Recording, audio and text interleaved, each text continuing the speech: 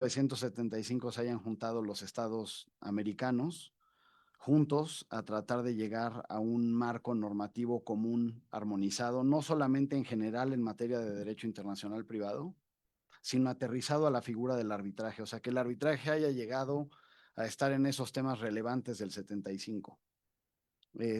Y para dar ese contexto, pues como saben, esta convocatoria viene de la OEA en particular, pero lo que quiero resaltar es cuál fue la composición de quienes acudieron a esas conferencias, quiénes estuvieron sentados en esos foros y qué objetivo perseguían. No fueron solamente diplomáticos, pero tampoco fueron solamente académicos, practicantes técnicos. Entonces, realmente es una labor riquísima y muy compleja que se dio, yo diría un esfuerzo híbrido, porque trataba de compatibilizar, por un lado, las posturas estatales sobre los temas, las posturas que tenían los estados, y por otra parte también la práctica, ¿no? ¿Qué es lo que vivían y lo que buscaban los operadores jurídicos?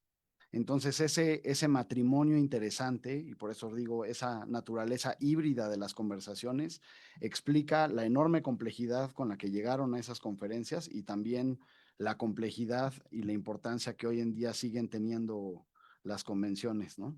Ya sea como pizza fría, como se decía en la mesa anterior, o todavía caliente en algunos casos. Eh, en materia de arbitraje, como quizás todos saben, eh, el fruto de esta primera conferencia es la Convención Interamericana sobre Arbitraje Comercial Internacional, o mejor conocida como la Convención de Panamá de 1975. Esta convención, de pocos artículos, está está explícitamente inspirada en la Convención de Nueva York o en la Convención de las Naciones Unidas sobre el reconocimiento y ejecución de sentencias arbitrales extranjeras de 1958, algunos años anteriores. Y digo que está claramente inspirada porque está explícito en los trabajos preparatorios, desde luego, pero también porque las dos convenciones buscan enfocarse a realmente el punto de inflexión de lo que termina siendo efectivo el arbitraje a nivel mundial, que es la ejecución de los laudos arbitrales. Entonces, digamos que ambas convenciones tienen esa parte en común, y yo creo que en lo que fue un gran acierto de los redactores y los negociadores de esa convención es que el núcleo de esa materia en particular se mantiene prácticamente intocado. Si uno ve las causales por las que se puede negar la ejecución de un laudo bajo la Convención de Nueva York son prácticamente las mismas que encontramos en la Convención de Panamá. Entonces, en este punto alguien podría preguntar, bueno, ¿y qué sentido tuvo hacer una convención que replica en esa parte nuclear lo que ya tenemos en la Convención de Nueva York? Y aquí pues hay varias respuestas desde diferentes puntos de vista. Yo creo que la historia nos ha demostrado que como estados latinoamericanos, culturalmente, nos viene bien este tipo de esfuerzos regionales. Somos parte de un mundo, evidentemente, pero también es cierto que en estos foros globales de discusión es todo un reto, por decirlo de alguna manera, hablar el mismo idioma, inclusive en las cuestiones más técnicas y privadas del derecho. Sigue siendo un reto. Entonces, acercar la práctica y la figura del arbitraje internacional a los pueblos de América, sobre todo en un marco de unificación, de armonización, en donde no cada quien se aproxime de la manera en que se le ocurra que se quiera aproximar, sino pensando en un mundo crecientemente globalizado. Imagínense tratando de contextualizarnos históricamente en lo que pasaba en los 70s, pues tiene sentido que se trabaje en un instrumento para América regional. Nunca tuvo esta idea o este objetivo de convertirse en un instrumento global competidor, por utilizar alguna palabra coloquial, competidor de la Convención de Nueva York, sino realmente que el objetivo era trazar una especie de puente entre algunos instrumentos internacionales, particularmente la Convención de Nueva York, con la práctica y los códigos o los instrumentos jurídicos regionales. Y en ese sentido, la Convención de Panamá cumplió un enorme propósito, solamente hablando de arbitraje. Ahora, esa no es la única cuestión. La Convención de Panamá no se queda solamente en el reconocimiento y ejecución de laudos. Tiene ciertas particularidades, algunas regionales, algunas de nomenclatura, de uso del lenguaje, que se apartan un tanto de lo que está en la Convención de Nueva York. Uno muy claro es que la Convención de Nueva York, su ámbito de aplicación es amplísimo. e implica el reconocimiento y ejecución de laudos extranjeros. De hecho, salvo que los países hagan alguna reserva, ni siquiera se aplica por regla general el principio de reciprocidad. Los estados están obligando a ejecutar el laudo que venga de cualquier país. Y dado que no me acuerdo ahorita cuántos son los estados contratantes de la Convención de Nueva York, pero no quiero decir todo el mundo porque es como despectivo, pero prácticamente todo el mundo es parte de la convención. Entonces, al final, la reserva de reciprocidad para quienes la hicieron pierde mucha relevancia. La Convención de Panamá se centra en cuestiones mercantiles, a diferencia de la Convención de Nueva York. Ahí hay una reserva en la de Nueva York. Algunos países hacen la reserva para que solo aplique a negocios mercantiles, pero la mayoría no le hicieron. Entonces también aplica para disputas que van más allá de lo mercantil. La de Panamá sí se centra en este aspecto de mercantilidad. Y una cuestión muy curiosa, realmente lo que eh, la coloca en un plano completamente diferente es el artículo 3. Bueno, antes del artículo 3 tenemos un artículo 2 que menciona de pasada la importancia de la autonomía de la voluntad en el mecanismo de designación de árbitros y acentuando que los árbitros pueden ser nacionales o extranjeros en un arbitraje, no importa si el arbitraje es doméstico o internacional. Pero el artículo 3 tiene una cuestión muy curiosa porque se mete ya a cómo las partes diseñan su procedimiento arbitral. El artículo 3, en resumen, lo que dice es que en ausencia de lo que las partes pacten, sobre las reglas del procedimiento, se aplica supletoriamente las reglas de la Comisión Interamericana de Arbitraje Comercial, conocida como la CIAC. Y esto le da una relevancia práctica a CIAC y también CIAC, por lo tanto, históricamente se ha convertido en un referente de aplicación práctica de esta convención. ¿Qué tan lejos llega en la práctica este artículo 3 en función de lo que dice? Es un debate en sí mismo. No me voy a centrar ahí en este momento, solamente recalcar qué es lo que está trayendo la Convención de Panamá a la mesa. Pero en resumen, lo que quiero decir es que más allá de las similitudes o diferencias con la Convención de Nueva York, que ya existía del 78, perdón, del 58, es que la Convención de Panamá ayuda, junto con otros esfuerzos, a colocar el arbitraje internacional en un plano de importancia, en un plano de relevancia para los países de América, para proliferar su uso. Y de alguna manera cumple el objetivo de que terminemos acercándonos también a los instrumentos de mayor alcance, ¿no? De mayor, sí, con una vocación un poco más global. Ahora, ha habido ciertos retos en la práctica. Yo creo que no calificaría esto como un problema serio en la práctica del arbitraje, pero sin duda surge la cuestión de cuál convención aplico. Si tenemos pues, los 19 estados miembros de la Convención de Panamá, también son estados miembros de la Convención de Nueva York. Entonces, ¿qué pasa cuando tengo la aplicación concurrente de los dos instrumentos? ¿Con cuál recurro? Una parte de la respuesta es, pues como lo mencioné al principio, pues cada una tiene sus diferentes ámbitos de aplicación, pero vamos a suponer que estamos hablando de disputas mercantiles que caen bajo ambas convenciones. Pues ahí la respuesta no es la misma en todos los estados. Una cosa clara que hay que resaltar es que las dos convenciones siguen vigentes. Aquí no podemos cobijarnos de nociones de derecho internacional público de la Convención de Panamá, derogando para ciertos estados la Convención de Nueva York, tanto porque no son las mismas partes las de la Convención de Nueva York que la de Panamá, como porque no regulan exactamente las mismas materias, o sea, en general sí, pero tienen sus particularidades, y sobre todo por una cuestión, yo diría, única y muy particular, al menos para aquel entonces, de la Convención de Nueva York en materia de derecho internacional privado. Hay un artículo en la Convención de Nueva York, el artículo 7, que reconoce la existencia o la posible existencia de otras convenciones multilaterales e inclusive hace referencia explícita al derecho interno. Y sutilmente lo que hace la Convención de Nueva York es subordinarse a la aplicación de esos instrumentos. Y digo que es extraordinario porque tenemos un instrumento de derecho internacional público subordinando su aplicación a la existencia de un derecho interno o la presencia de otros tratados internacionales en la medida en que estas disposiciones internas o los tratados internacionales sean más favorables para la ejecución. Entonces eso crea un plano de convivencia y de coordinación entre la aplicación de los dos instrumentos que hace que esto, por un lado, sea muy interesante, pero también genera, desde luego, cierta incertidumbre con la que hay que inevitablemente lidiar. Y hablando precisamente de necesidad de coordinación y de convivencia entre diferentes instrumentos, quiero tocar brevemente el tema de cómo convive los frutos de estas conferencias especializadas con otros esfuerzos de unificación del derecho. En particular, refiriéndome a UNCITRAL, no es la única, pero es una de las más relevantes. UNCITRAL, pues, es un órgano de las Naciones Unidas. Se parece mucho en la vocación que tienen estas conferencias y otros esfuerzos de la OEA, en que buscan armonizar el derecho. ¿Y por qué buscan armonizar el derecho? Porque está construido sobre la noción de que en la medida en que los códigos, en que las normas sean las mismas en diferentes países, pues eso automáticamente baja el costo del intercambio de bienes y servicios. Aumenta tremendamente la certidumbre jurídica para todos los usuarios. De hecho, para mí una de las cosas más apasionantes que tenemos en el arbitraje comercial, no importa en qué estado nos encontremos y qué tradición jurídica tengamos, es que estamos hablando prácticamente el mismo idioma que se habla en todos los países del mundo. Obviamente hay particularidades, o sea, no nos podemos deshacer de nuestras culturas, del andamiaje institucional que tenemos, de las normas de derecho procesal, pero en general el núcleo del arbitraje es prácticamente el lenguaje universal y eso es algo apasionante.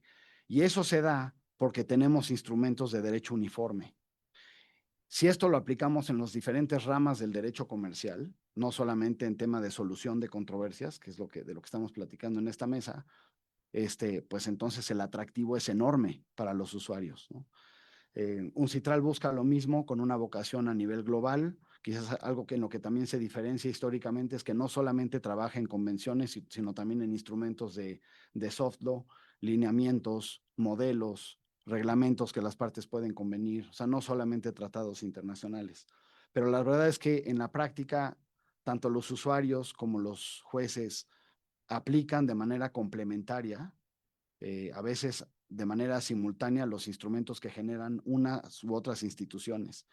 Me di a la tarea de verificar, de hacer un recuento en el IUS para ver si ha habido nuevos criterios que mencionan la Convención de Panamá. No sorpresivamente, o sea, yo vi 2 o 3 por ahí, no hay mucho al respecto. La verdad es que en la práctica a veces la Convención de Panamá termina un poco borrada, difuminada por la aplicación de otros instrumentos, pero yo sí creo que, nuevamente haciendo uso de la noción de la pizza fría, que a mí me gustó mucho, sigue estando ahí, o sea, es una institución vigente y es una institución de la que se sigue hablando y sigue teniendo relevancia, cuando menos histórica, y que encamina las pláticas sobre la importancia de tener no solamente el mismo derecho, sino también a un tema de interpretación. ¿Cuál es el origen de esos instrumentos? ¿A qué me refiero con esto de interpretación? Si los litigantes, si la judicatura se aproxima a lo que está en el Código de Comercio en materia de solución de controversias o en la ley local de cada estado latinoamericano o de cualquier país, como si fuera una ley interna más, se está privando a todo ese contenido de un origen importantísimo, que es este origen internacional armonizado. O sea, para mí es muy valioso que los jueces sepan y que los practicantes sepamos que lo que está escrito en los últimos artículos del Código de Comercio es ley en decenas y decenas de países, lo que significa que la misma norma está siendo interpretada en miles de decisiones a lo largo y ancho del mundo. Entonces, taparnos los ojos ante esa realidad, pues es no querer reconocer esta riqueza y tomar esta actitud altamente territorialista, a la que también se referían en la mesa anterior, que francamente no viene al caso en estas épocas, ¿no? Una última reflexión de mi parte sobre estos temas tiene que ver con la relación que hay entre la codificación del derecho internacional privado, esta búsqueda de armonización, estos complejísimos esfuerzos, y por otro lado, la necesidad de que contemos con cierto grado de flexibilidad. El arbitraje en particular es como es porque es flexible, porque hay mucho campo para interpretación, y no lo digo en el sentido de vaguedad o obscuridad o ambigüedad, sino que el arbitraje es una maravilla porque se presta como un saco a la medida para cada caso particular, qué es lo que quieren las partes. Y ya que qué es lo que quieren las partes, que tengan la posibilidad de confiar en un árbitro o árbitros cuidadosamente seleccionados, confiar en ese criterio, confiar en esa experiencia, en la aplicación tanto de normas procesales como sustantivas. Pero todo eso se echa por la borda, en mi opinión, si nos vamos a un extremo de sobreregulación de la materia. Entonces, lograr el balance entre una cosa y otra no es fácil, pero sí es como un llamado a tener cuidado, porque todos estos esfuerzos, UNIDROIT, UNCITRAL, la OEA, la Conferencia de la Haya, es tan apasionante buscar la armonización del derecho que si no tenemos cuidado, de repente podemos querer microregular o sobreregular todo, dejando poco espacio a la evolución del derecho y a la evolución de la práctica en realidad. Todo el tiempo escuchamos que los instrumentos jurídicos van detrás de la práctica y eso es lógico, pero en la medida de lo posible los instrumentos tendrían que redactarse de tal manera que sean prospectivos y que den lugar a no tener que estar moviendo la ley cada vez que se nos ocurre una cosa distinta. Entonces es nada más como, o sea, yo creo que la lección aquí es, y es una de las lecciones que nos deja lo que ocurrió en 1975, es para mí codificar en lo esencial, codificar en lo nuclear, pero dejar espacio para esta evolución. O sea, sí armonizar, pero no atar de manos a los practicantes y en este caso a los árbitros también en cómo toman las decisiones. Iba a poner mi cronómetro y se me fue a poner mi cronómetro. Creo que ya, ya es el tiempo, ¿no? ¿Qué tan a tiempo? Bueno, ya nada más como conclusión, si hay lugar después a platicarles un poquito de la CIAC, lo haré, porque tiene un papel como institución importante. Solamente quiero concluir diciendo que el regionalismo jurídico ha probado ser toral para nuestros pueblos latinoamericanos. Y eso no está peleado con la noción de que también estamos en un mundo. Es un mundo, pues sí, por un lado crecientemente globalizado, pero también crecientemente polarizado. En todos lados vemos estas retóricas extremas, cada vez más común quizás, y es precisamente en esta época en la que es bueno recordar estos orígenes del 75 de juntarnos como latinoamericanos de alguna manera, porque compartimos una cultura particular a la que tampoco tenemos que ningunear. Tenemos más cosas en común con Colombia que con Suecia, nos guste o no. Pero al mismo tiempo que ese esfuerzo de regionalismo, que no deja de ser derecho internacional, sirva también para trazar un puente o para seguir fortaleciendo los puentes que ya existen con la práctica, por un lado con la codificación internacional, con lo que está ocurriendo en escala global, pero también con las labores interpretativas de estos instrumentos.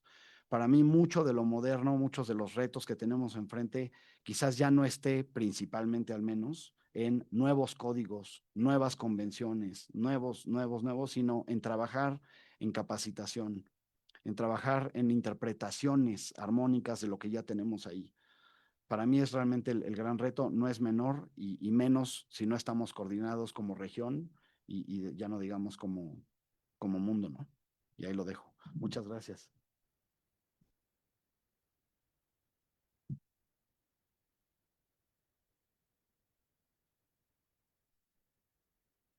¿Te lo paso? ¿Ya? Ok. Hola, muy buenos días.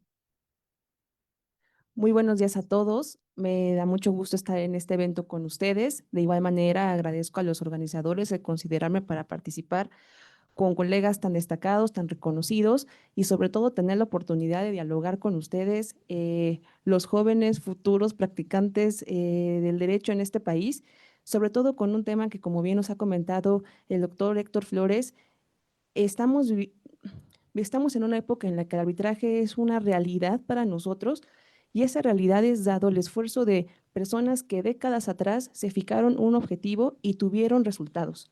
Entonces, mi intervención en esta sesión es platicarles cómo todos estos esfuerzos internacionales que ha hecho México, ya lo comentaron desde los 50 con la Convención de Nueva York, cómo es que esos esfuerzos se han materializado específicamente en México y qué realidad vivimos actualmente en la práctica del arbitraje comercial en este país, que también ha sido resultado del trabajo de muchos profesionistas, de muchas instituciones a lo largo de las últimas 4 décadas, en la cual nos ha llevado a un punto en el que el arbitraje es una realidad. Y reitero, no es una situación que no surgió como magia, es el resultado de mucho trabajo, tanto del ámbito estatal, como ya lo comentó el maestro, con la adhesión a todos estos instrumentos internacionales, pero también lo que ha acontecido ya específicamente aterrizándolo al territorio nacional.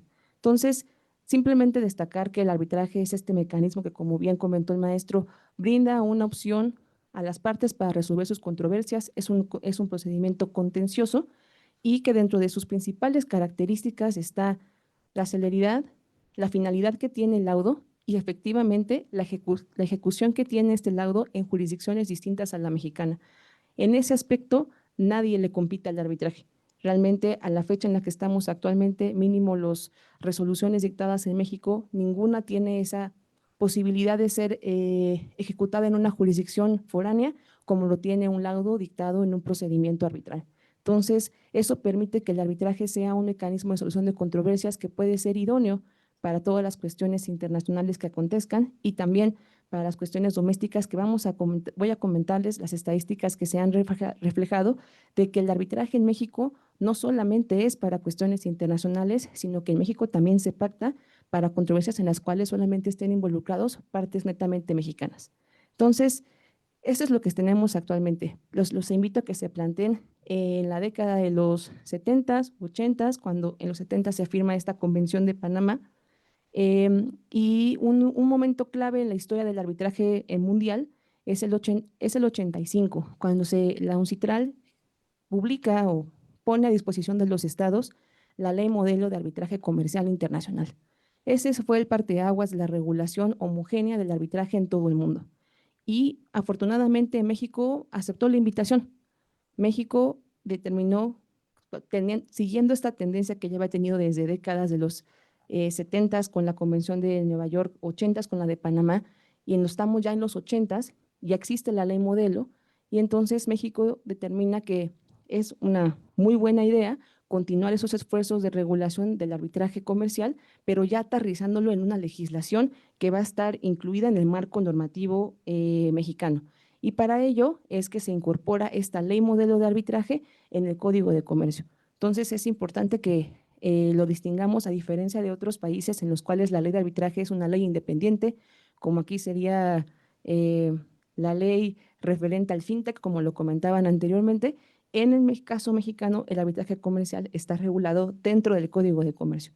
Entonces, esa reforma en la cual el Estado mexicano incorporó el esfuerzo internacional de homogeneidad regulatoria del arbitraje fue en el 93. Y lo comentaban en la sesión previa, inicios de la década de los 90, cuando se da esta apertura comercial mexicana y también viene toda esta reforma legislativa para estar atendiendo las necesidades que van a surgir con ese cambio que hubo en el sector económico. Entonces, en el 93 es cuando se hace la reforma al Código de Comercio y se hace esta primera incorporación de la ley modelo al Código de Comercio. Y con ese movimiento importante surgieron muchas cuestiones, digamos, como efecto secundario. Y ahí es cuando empezó a tener relevancia la participación del sector público. Hasta 1993 la participación era del sector, era del Estado. El Estado firmando las convenciones, el Estado diciendo, ok, sigamos la tendencia internacional y que México sea de vanguardia y tengamos una regulación del arbitraje comercial conforme a los lineamientos mundiales, y el trabajo del Estado ya estaba hecho. Y fue ahí un punto importante cuando llega un nuevo jugador, llega el jugador del sector privado y reconocen este esfuerzo, reconociendo este esfuerzo que que hizo el Estado, dice, yo también voy a ayudar, yo también quiero participar para que el arbitraje sea una realidad en este país. Y entonces surgen los principales, en mi opinión, embajadores del arbitraje que existen en este país o sus símiles en las demás jurisdicciones, que son los centros de arbitraje o las instituciones arbitrales, los cuales son entes privados que se enfocan en ofrecer servicios de arbitraje. Y entonces fue hace finales de los 90 cuando surgen los primeros centros de arbitraje en el país. Y ahí, reitero, se sumó un nuevo jugador, un jugador que dijo, el Estado tendrá a lo mejor cierta limitante en difundir en propiciar que haya arbitrajes, en comunicárselo a la población. Y entonces, ¿qué fue lo que los centros hacen? Pues entonces volverse en unos embajadores de la figura del arbitraje en general. Y surgieron los dos centros que tienen mayor práctica y prestigio y experiencia en el país, que son el Centro de Arbitraje de México y el Centro de Arbitraje de la Cámara de Comercio de la Ciudad de México, Canaco. Estamos entonces ya a finales de los 90, principios de los 2000, en los cuales estos centros dicen, alzan la mano y dicen, yo la apuesto al arbitraje. Y entonces entran en funciones y es ahí cuando empieza a permear muchísimo más el tema del arbitraje en ámbitos a los cuales al Estado les costaba llegar.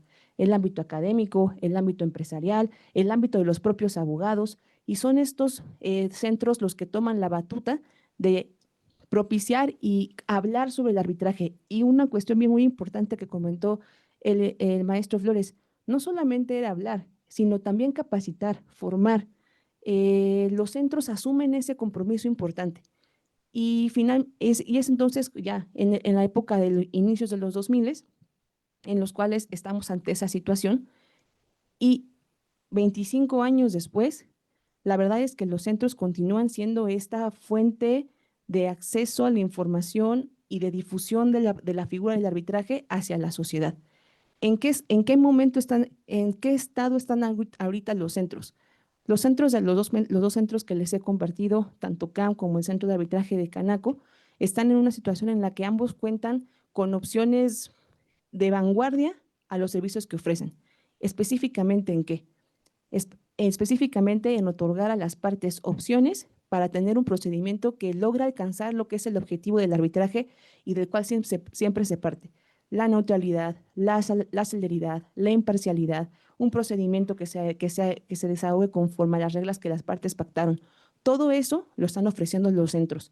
¿Y a qué me refiero en que lo hacen de manera vanguardista? En que actualmente la tendencia de ofrecimiento de servicios de arbitraje prevé que haya, por ejemplo, mecanismos en cuestión de procedimiento y también en costo a cierto tipo de controversias que le denominan de baja cuantía o bien arbitrajes acelerados. Esa es la tendencia mundial y en México los centros no se han quedado atrás. Entonces, este sector privado que levantó la mano hace más de 25 años ha tenido un impacto importante.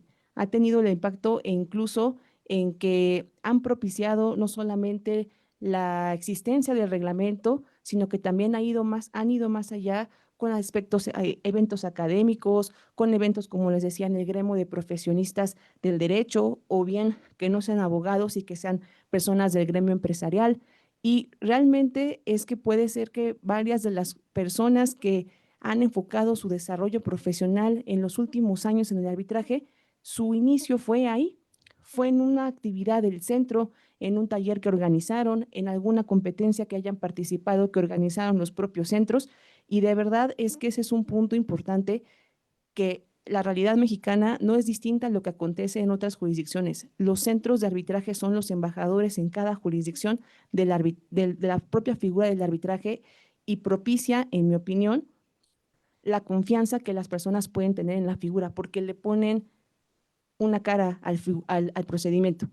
De lo contrario, si no existieran los centros, pues el arbitraje, pues sí está muy bien, pero ¿y dónde está? ¿O quién es? ¿O quién lo representa? ¿O a quién le puedo preguntar? Y los centros se vuelven en esa figura de confianza, en el cual las partes se pueden recargar y voltear y decir, oye, ¿cómo se hace el arbitraje? Me interesa. ¿Qué es lo que tengo que hacer para llevar a cabo ese tipo de procedimientos? Entonces, es una de las cuestiones importantes. En México, los centros que más práctica tienen prestigio e importancia, los dos mexicanos, que es CAM y Centro de Arbitraje de México, y también tenemos una muy fuerte presencia de la CCI, que es el centro líder de arbitraje en el mundo. Y lo que yo quiero compartirles ahora es que la CCI es muy diligente en cada año presentar las estadísticas de los casos que reciben cada año. Y quiero decirles que México está en el top, para lo cual nos permite vislumbrar que la práctica de arbitraje en el país existe, y no solamente existe, sino que cada vez va creciendo.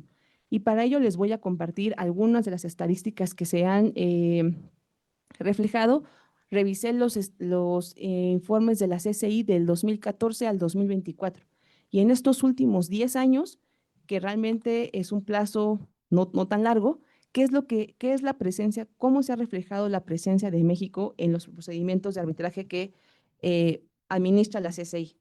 Bueno, pues primeramente empezar que México se posiciona constantemente en los principales países. Por ejemplo, en el 2018 ocupó el séptimo lugar con 71 partes, séptimo de todo el mundo. O sea, los invito a que vislumbren que CCI tiene presencia global y México fue el séptimo país en el 2018 en tener el mayor número de arbitrajes ante esa institución.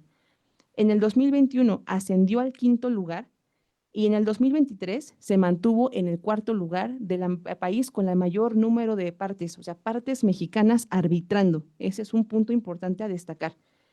En 2015 alcanzó un segundo lugar con 111 partes y en 2016 con 67% de las partes junto con Brasil, que son las dos jurisdicciones que mayor se reflejan en las estadísticas de este centro que tiene el mayor número de arbitrajes en la región. Ahora, una cuestión importante a considerar, que muchos de estos arbitrajes no solamente están incluyendo partes mexicanas, sino que implica partes mexicanas, derecho mexicano, y están eligiendo como sede del arbitraje generalmente la Ciudad de México. Entonces es un procedimiento totalmente mexicano, 100% mexicano en partes, en ley y en sede. ¿Qué es lo que reitero? Esto refleja pues que el arbitraje en el país es una realidad, que las partes están buscando resolver sus controversias en estos mecanismos y que efectivamente, derivado de, por ejemplo, en el 2014, cuando hubo la reforma energética, pues 4 años después, México empezó a aparecer como un eh, usuario constante del servicio de arbitraje que ofrece la CCI. Entonces, definitivamente, eso nos da pie a identificar que el arbitraje en el país está creciendo de manera importante.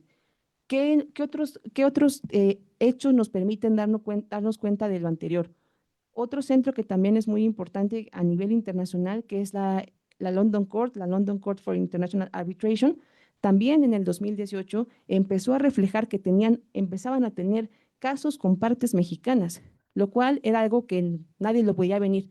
Y en los últimos años, México se ha mantenido constante en las estadísticas de la London Court, teniendo participación de aproximadamente el 3% de sus casos, que equivale como a tener 8 casos al año. Sé que se escucha poquito, dices, hay 8 casos al año, pues eso no es nada, pero sí es lo que yo los invito a que lo reflejemos, es que están teniendo centros o sea, teniendo arbitrajes en un centro que está en Europa, que no tiene realmente ninguna relación con México y que eso solamente es reflejo de que los practicantes en nuestro país, en nuestra jurisdicción, tienen nivel, saben qué se está haciendo, tienen el nivel para estar refiriendo, el nivel de conocimiento, la preparación para estar refiriendo sus procedimientos a reglamentos totalmente internacionales. Entonces, definitivamente, México, se los reitero, solamente las únicas jurisdicciones mexicanas, perdón, latinoamericanas que aparecen en este tipo de reportes es México y es Brasil, para que se motiven y que veamos que estamos en una jurisdicción pues que está brillando, que la gente lo comenta y que dicen, mira, en México hay arbitraje. Y eso es algo positivo y reitero, es resultado del esfuerzo de décadas de trabajo de muchísimas personas. Entonces, este tema de la prominencia del arbitraje definitivamente es un punto a considerar y lo cual les invito también a que nos demos cuenta que en los últimos años ya también hay otras situaciones que nos permiten darnos cuenta de que el arbitraje en el país se ha ido fortaleciendo y ya se han creado centros de arbitraje en distintas entidades federativas. Por ejemplo, existe el Colegio de Corredores Públicos de Jalisco, tiene su centro de arbitraje y el centro de arbitraje de igual manera tiene el reglamento ordinario de baja cuantía, realizan eventos de formación, realizan eventos educativos y entonces cada vez se van, digamos, incrementando en el país entes que van propiciando el arbitraje. Y eso definitivamente, vuelvo al tema con el que inicié, es que el sector privado participó. Y definitivamente, actualmente en el escenario en el que nos encontramos, sigue siendo el sector privado quien va a ser el principal embajador del arbitraje, a través de los centros, a través de firmas de abogados, a través de las universidades, de los propios cámaras de comercio. El sector privado es clave para el fomento del arbitraje en cualquier jurisdicción y reitero, México no ha sido la excepción.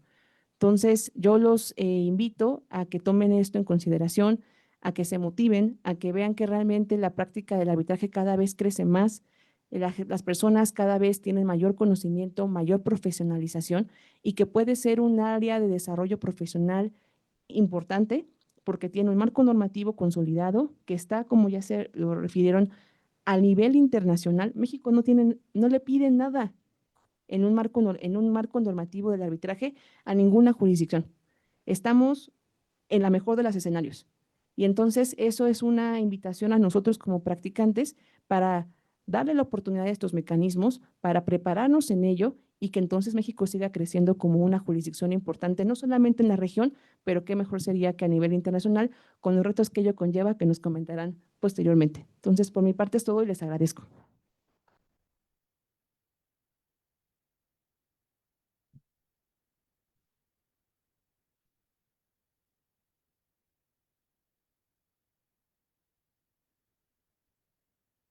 Pues después de escuchar el pasado del arbitraje con Héctor y el presente del arbitraje con Silvia, voy a intentar hablar un poco del futuro y someter algunas ideas a su consideración.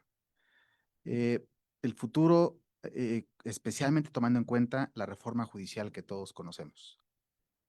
Quiero agradecer que me hayan invitado a este evento, quiero manifestar mi orgullo que sea en mi alma mater y quisiera empezar por la idea. No sé si o puedo tener clicker o prefiere que la hago así, entonces.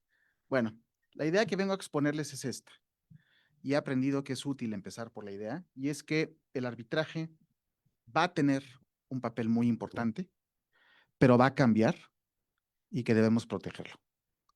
Y yo creo que atando estas ideas con la génesis histórica y práctica que les han hecho Héctor y Silvia, lo que yo creo que en este congreso y este grupo de intelectuales es interesante decir es que en un momento tan difícil de la historia nacional de México, es interesante ver que 50 años después, me gustó ese dato que diste, Héctor, pues uno de los frutos de todos estos esfuerzos va a ser muy importante para la sociedad civil mexicana. Entonces, empiezo por desarrollar estas ideas. En la siguiente lámina expongo la ruta crítica que voy a seguir, voy a partirlo en tres, y es ante un tsunami, todo el mundo habla hoy en día de que se viene una avalancha de trabajo y de arbitraje en México, vamos a hablar de eso un poco. Segundo, preocupaciones que yo he esgrimido y qué podemos, en tercer lugar, hacer al respecto. Entonces, pasemos a la siguiente lámina y quiero, nada más para tener el contexto sobre la reforma judicial, todos conocemos la reforma, no vengo a exponerla, pero sí quisiera dejar constancia, o por lo menos compartir mi impresión, de que lo considero un evento cataclísmico. Es, en mi opinión, y este es motivo de debate con varias personas, la regresión más grave que ha sufrido en toda la historia de nuestro país, en cualquier materia. Y ante ese evento cataclísmico, la pregunta obligada es, pues, ¿qué debemos hacer? Los estudiantes, la sociedad civil, varios alumnos de esta universidad se han acercado a decirme, oye, ¿qué opinas de esto de que ya mejor cambie de carrera porque ya no va a haber derecho en México? Después de lo que ocurrió, pues, ¿qué sentido tiene estudiar conceptos jurídicos que vamos a llegar a un poder judicial elegido porque es el que come mejor chicharrón o porque es el que tiene la foto más bonita de una mujer? O ¿qué hacer de ello? Y yo creo que este va a ser un episodio que es caracterizable desde el punto de vista de historia como una decadencia. Yo pienso que el mundo está viviendo una decadencia, que llevamos desde 2017 viviendo una decadencia en todo el mundo. Lo vemos todos los días. Ver las noticias hoy en día es un acto es una especie como de ir a ver Alien o una película de terror. Yo no acabo de comprender una serie de cosas que veo todos los días cotidianamente. Nuestros líderes nos mienten todos los días. Y pues yo recuerdo a Nixon, a lo mejor estoy empezando a mostrar mi edad, que una mentira le costó la presidencia. Y la última estadística antes de este gobierno, actualmente ya no se va a decir, pero cuando Trump en su primer gestión era presidente, se calculaba que había 80 mentiras diarias que Trump emitía. Y lo mismo ocurrió con nuestro presidente anterior. No vengo a hablar de política, vengo a hablar de derecho, porque todo este escenario decadente que estamos viviendo incidió en nuestro Estado de Derecho con la reforma judicial. Y yo creo que para el consuelo de quienes hayan acariciado la idea de cambiar de carrera, sí le dije a las personas, a los alumnos que me fueron a ver, es que el derecho tiene miles de años y mientras este planeta siga, lo que va a ocurrir, creo yo, es que este episodio de la reforma judicial va a ser un espacio que va a tener que cambiar.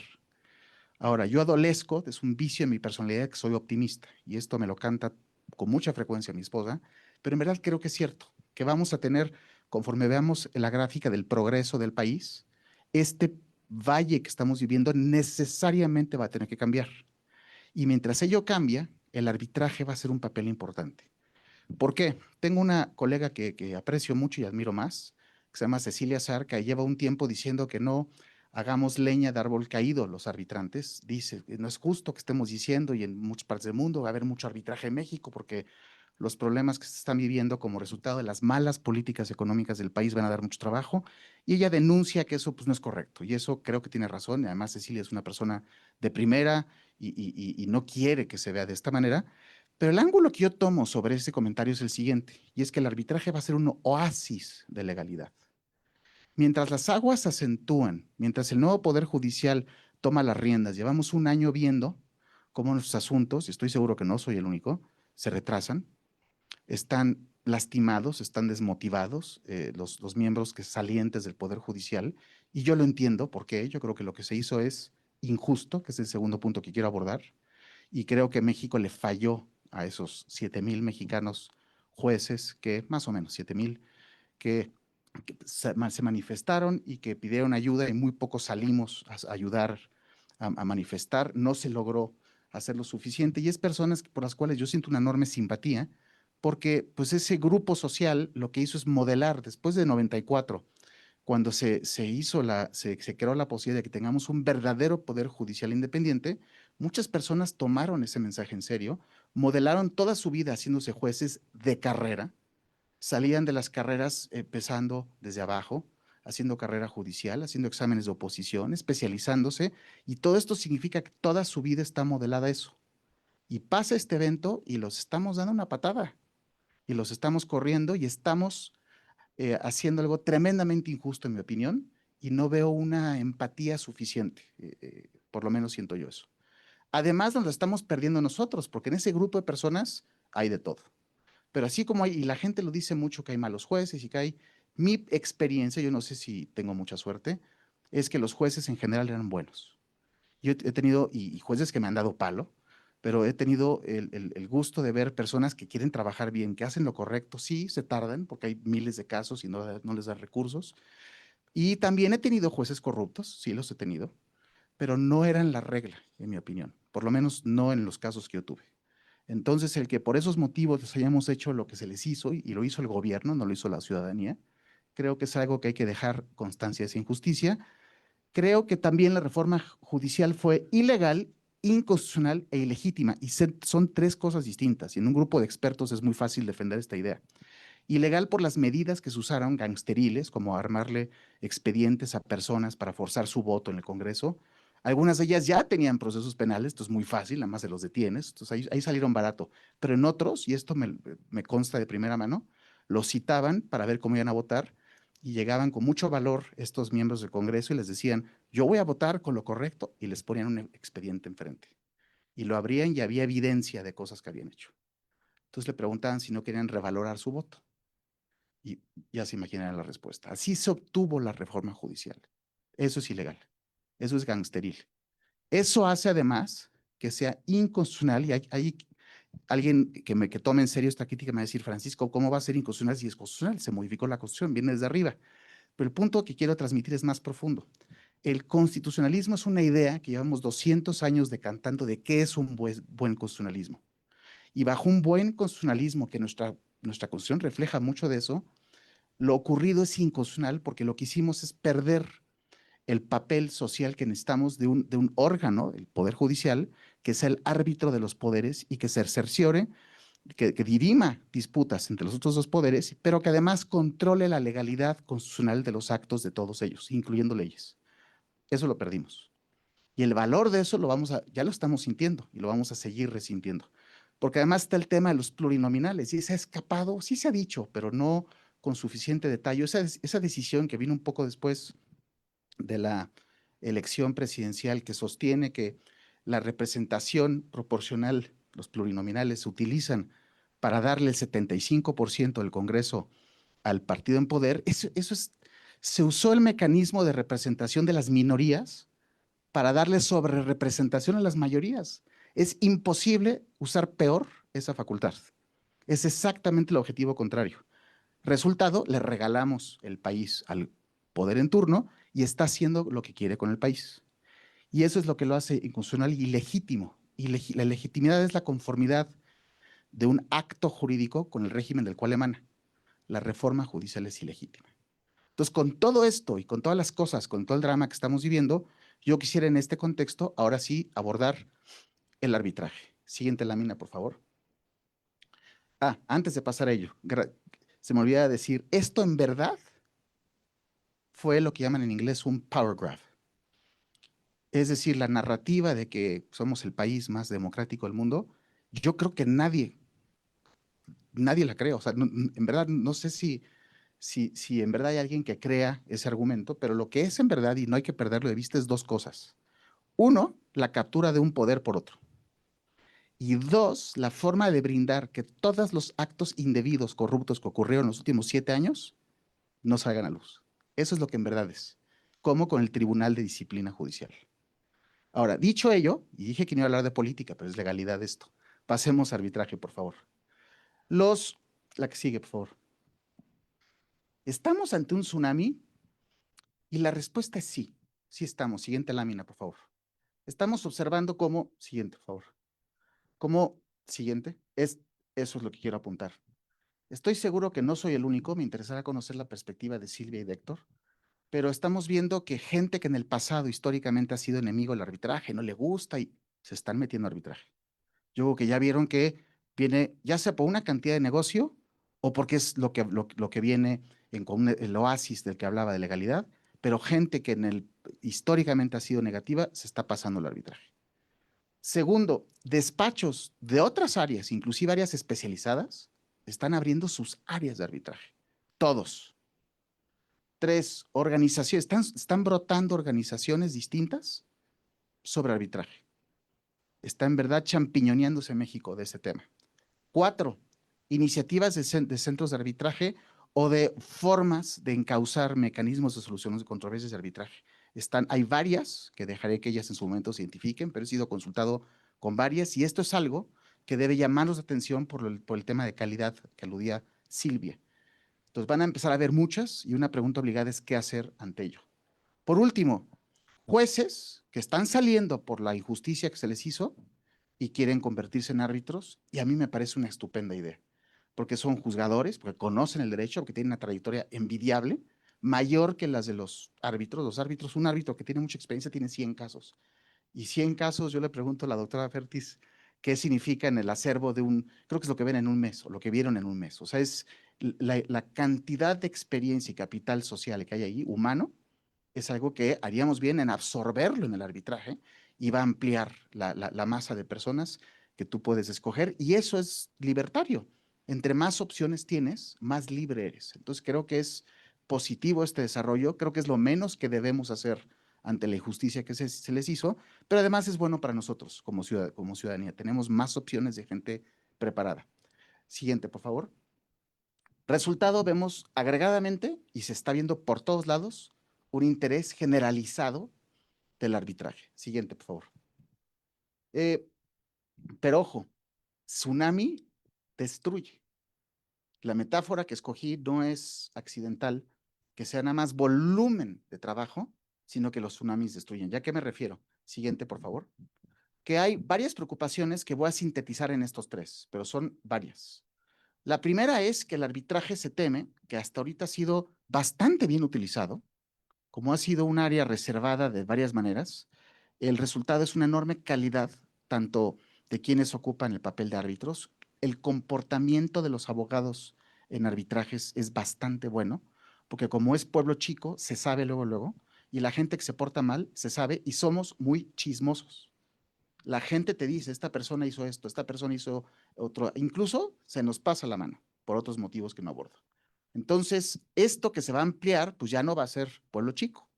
Y hay una preocupación de que esto signifique menor calidad, no solo de calidad de arbitraje, sino sustantiva, sino ética, las normas sociales por las cuales nos regimos, porque el día de hoy, en México, hay imparcialidad.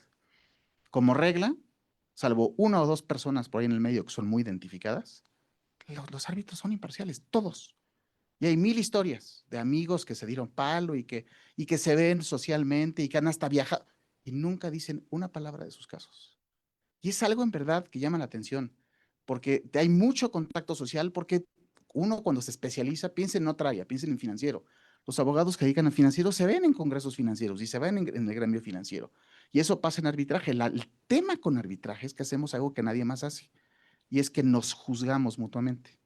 Y se ha generado una serie de normas sociales que son en verdad observadas y con mucho cuidado. Por más amigo que sea, jamás te van a decir algo o del caso, o te van a insinuar, o te van a levantar la ceja para que seas nada. Y hay muchas anécdotas de fallos que entre amigos no se dieron la razón. Yo tengo muchos amigos que me han dado palo y qué bueno. Qué bueno. Si ellos piensan que es lo correcto, adelante, que hagan lo correcto. Yo creo que esa es la postura madura respecto de eso. Ante esa situación actual que se vive en México, este tsunami, ¿qué va a hacer con ello? Y esa es una preocupación. Otra es que genere mal derecho, que este tsunami cuando lleve a las sedes judiciales con cientos de casos de sabores distintos, ¿cómo se va a reaccionar? Además tenemos un nuevo Poder Judicial, seguro va a haber una nueva época, y entonces ¿cómo se va a entender todo este acervo de elecciones de arbitraje que el día de hoy existe? ¿Cómo se va a aplicar? ¿Y se va a respetar o se va a comprar algún argumento estilo político, estilo periodo neoliberal que diga todo eso va para afuera? Sería un craso error. Vean lo que les expusieron Silvia y Héctor. México es parte de un sistema mundial de normas. Me gustó mucho esto, Héctor, como explicaste. Esta parte del código somos afines, lo compartimos muchos, pues lo mismo pasa en arbitraje. El título cuarto, libro quinto, se parece, es 1996 Arbitration Act, que ya cambió, el código francés, el código italiano, son regímenes que guardan similitudes, entonces que estamos aplicando un derecho transnacional, auténticamente transnacional, y que hay por ende un enriquecimiento cruzado. Si uno quiere revisitar el título cuarto, libro quinto e interpretarlo distinto, lo que haría no solo es desperdiciar 31 años de buen derecho arbitral, este aburrido libro, lo traje para poder decir eso. Toda sentencia que vive de México hasta la fecha que se emitió en 2018, la estudia, la comenta y la gran conclusión es que el Poder Judicial hizo una gran labor. Eso concluye en la página 1498. Pregunta ahora, ¿va a continuar eso? ¿Va a haber buen derecho? Y esa es una inquietud que existe. Si no va a significar que se vea con malos ojos el derecho existente, que ha sido extraordinario. Inclusive, Silvia lo dijo, me gustó mucho cómo lo dijiste, inclusive mejor que muchas jurisdicciones famosas. Un ejemplo que digo aquí en la Ibero. Mucha gente cita Nueva York como sede de arbitraje. Si supieran que es pésimo derecho arbitral, yo no sé por qué lo hacen. Yo creo que lo hacen para ir a ver la ópera o Broadway. Es pésimo derecho. México tiene mucho mejor derecho arbitral y les puedo poner varios ejemplos si quieren que sustancie la aseveración. Pero el punto es que si tenemos tan buen derecho, ¿por qué tenemos que ir a los otros lugares? Pero sobre todo es parte de esta idea de que somos parte de un sistema, que no puedes, Poder Judicial nuevo, aplicar o interpretar en forma distinta el arbitraje que los últimos 31 años sin meterte en problemas sistémicos con todo el mundo. Y esos problemas sistémicos cobran la cara de responsabilidad internacional del Estado y ya ha habido laudos que nos condenan a denegación de justicia. No es de no preverse que esto puede empezar a pasar, porque a los ojos de derecho internacional es un delito local. El Poder Judicial comete el delito internacional de negación de justicia cuando no aplica correctamente o cuando no sigue un proceso de tal manera que se deniega justicia a las partes en disputa. Esas son las tres grandes preocupaciones. La siguiente, por favor. Y una que no quiero dejar de decir, que está sotto voce, es que se convierta en un área de captura. Que de repente se note por algunos actores sociales prominentes que digan, aquí hay un espacio no capturado, aquí hay un área que pues, podrían puedes escoger un árbitro que no lo tengo bajo el yugo de la Santa Inquisición llamada Tribunal de Justicia Judicial y que hagan algo. Hay una preocupación de eso. En fin, siguiente lámina, por favor. Sugerencias. Son mis 3 sugerencias que someto a su consideración y sé que me quedan 3 minutos. Primero, abrazar todo este interés generalizado que mencioné. No hay que detenerlo, no hay que criticarlo, hay que abrazarlo y hay que encauzarlo, porque hay mucho que se puede lograr con ello. Yo creo que esta predisposición histórica que ha habido a que no se creen en los arbitrajes va a tener que cambiar. Y la predisposición tiene su razón de ser. Hay un motivo, tampoco está fundada en recelo o hay quien dice es que no quieren que compitamos. No, hay algo ahí. Pero todo esto que está brotando en muchas partes de nuestra economía va a tener que ser respetado, no puedes negarlo, y encauzado. Segundo, debemos usar la narrativa que estamos observando, que se usó para la reforma judicial, en contra de ellos. Tribunal de Justicia Judicial, tú vas a supervisar jueces para que apliquen correctamente el derecho, pues esto incluye, aplica, no te andes con cosas, hay que usarlo en su contra y hay que comprometerlos. Y por último, proteger al arbitraje. No podemos dejar que se toque porque es el oasis y posiblemente el último que queda de legalidad en nuestro país. Siguiente, por favor. Concluyo con la siguiente, por favor, con un comentario final sobre la reforma judicial y el papel que puede jugar el arbitraje en ello. Y es el vuelo de Ícaro. No sé si recuerdan esa mitología griega sobre cómo Dédalo a su hijo le dio alas, las fabricaron con plumas y con cera, se las puso en la espalda y le enseñó a volar. Como todo padre quiere que su hijo saque alas y que vuele. Y le dijo, pero cuidado, no te acerques mucho al sol y no vueles muy lejos.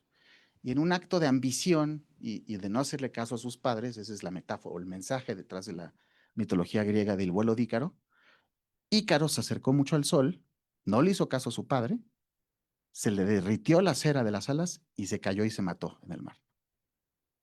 Postulo que la reforma judicial es un vuelo de Ícaro. Es la forma que el gobierno en turno está queriendo encubrir, además de capturar una serie de ilegalidades, y lo que debemos hacer, siguiente lámina, es subirles la temperatura para que la sociedad civil, para que se le derrita sus alas a ese Ícaro. Muchas gracias.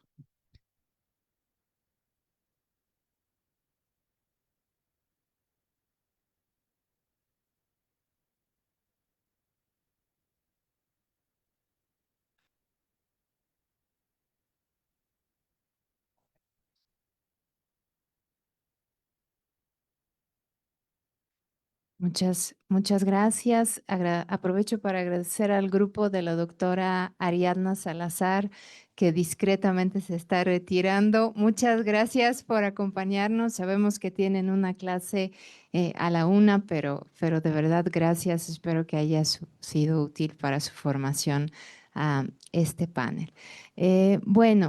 Yo, como pueden ya verlo en pantalla, quisiera compartir unas reflexiones acerca de un tema que me parece muy importante para el funcionamiento del arbitraje, el de la arbitrabilidad, de las controversias y hacer como se hizo en la anterior mesa, algunos apuntes para una posible reforma o actualización de la Convención de Panamá respecto a la definición y a la regulación de este tema. La siguiente, Adri, por favor. En primer lugar, esto tiene mucho que ver con lo que decía el doctor González de Cosío respecto a la reforma judicial.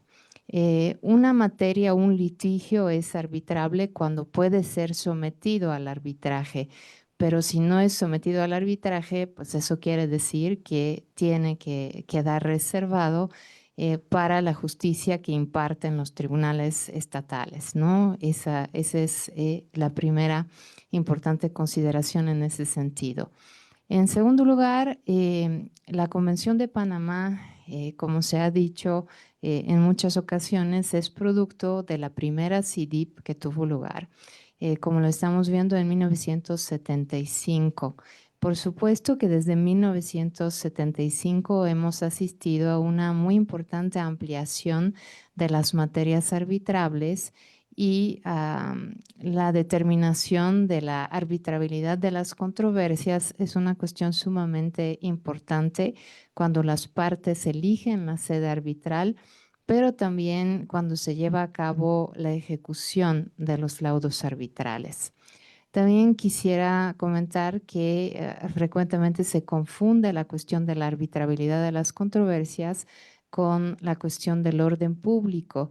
Y hay que saber que la arbitrabilidad interviene en distintas etapas del proceso arbitral. En primer lugar, es una condición de validez del acuerdo arbitral, que la controversia sea arbitrable y por ende se trata de un factor que determina la competencia del tribunal arbitral para resolver el conflicto, mientras que la cuestión del orden público interviene generalmente a posteriori, una vez que se dicta el laudo arbitral y es tanto una condición de validez del laudo como un criterio para denegar la ejecución del laudo arbitral. Se distingue generalmente entre arbitrabilidad objetiva, que tiene que ver con el ámbito material del arbitraje, es decir, cuáles materias son arbitrables, y también con la arbitrabilidad subjetiva, que tiene que ver con las partes que participan en el arbitraje. Yo también he aprendido, como el doctor González de Cosío, que es bueno enunciar los objetivos o las ideas principales que quiero desarrollar o las hipótesis en las que basé la investigación previa para preparar esta reflexión.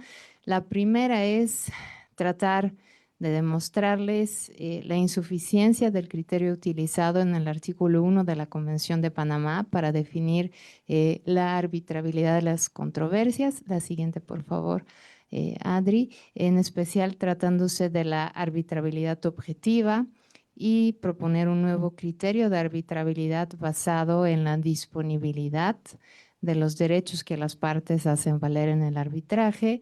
Y el segundo, pues también abogar a favor de la necesidad de incluir en la Convención de Panamá un criterio para definir la arbitrabilidad subjetiva, sobre todo tratándose de entidades estatales o paraestatales, perdón, que participan en el arbitraje. La siguiente, por favor, Adri.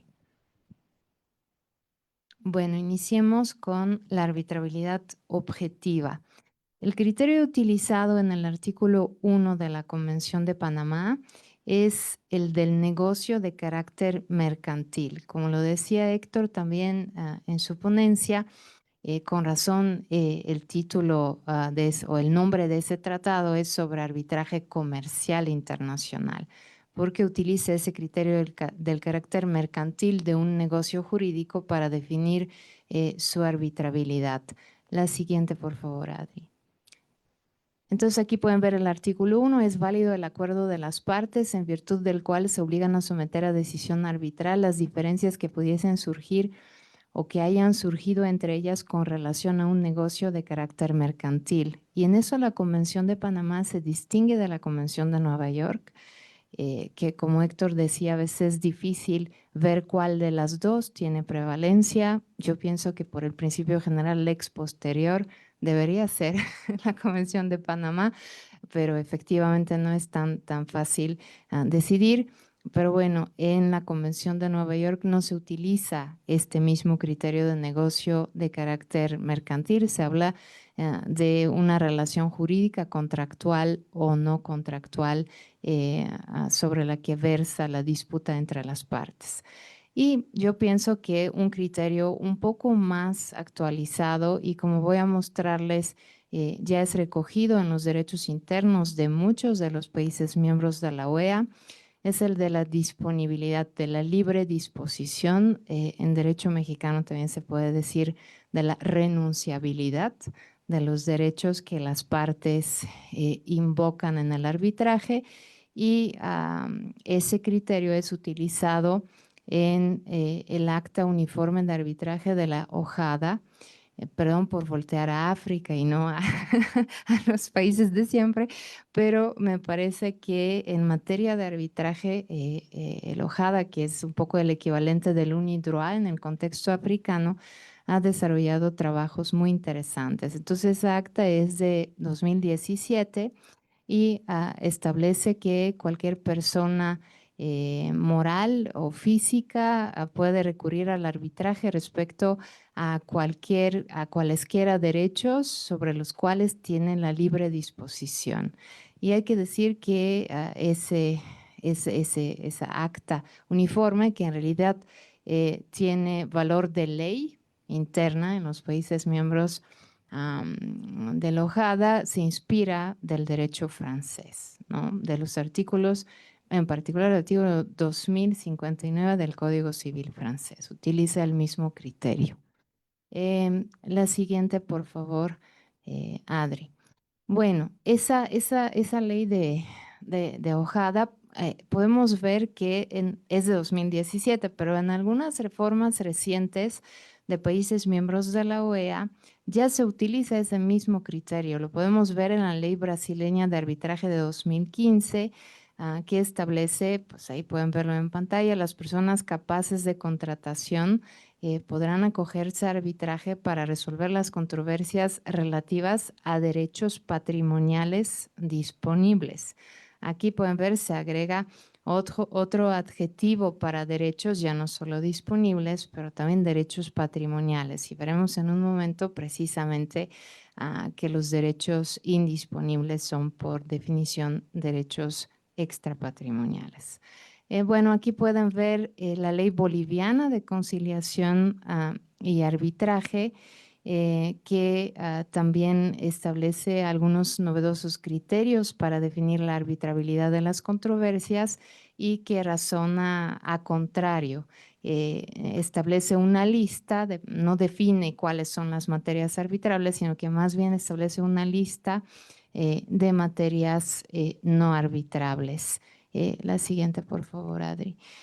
Aquí pueden ver también el Estatuto de Arbitraje Nacional e Internacional de Colombia, que es de 2012, y también vuelve a utilizar ese mismo criterio de libre disposición de derechos. Aquí pueden ver cómo define el arbitraje.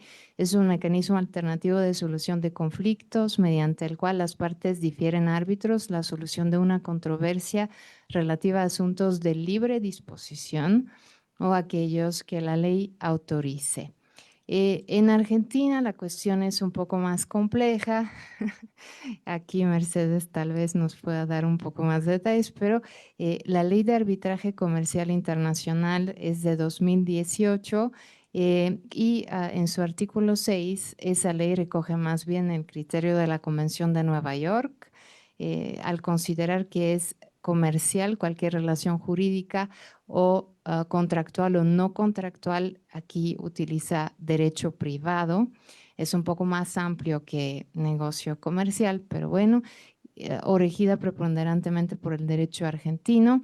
Y en el artículo 1651 del Código Civil y Comercial, esto también me pareció muy interesante que tengan un código a la vez civil y comercial cuando se acostumbra tener dos códigos diferentes, pero quedan excluidas del contrato de arbitraje algunas materias. Aquí pueden ver las que se refieren al estado civil, a la capacidad de las personas, las cuestiones de familia, cuestiones de consumidores, contratos de adhesión, muy interesantemente, y relaciones laborales.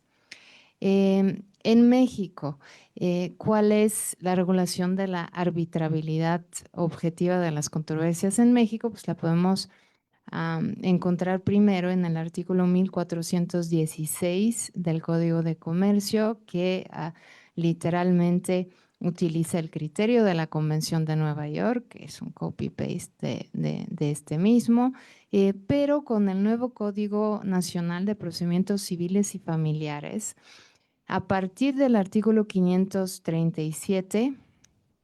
Perdón, lo puedes cambiar, Adri, es que yo lo estoy de aquí, se me olvida decirte.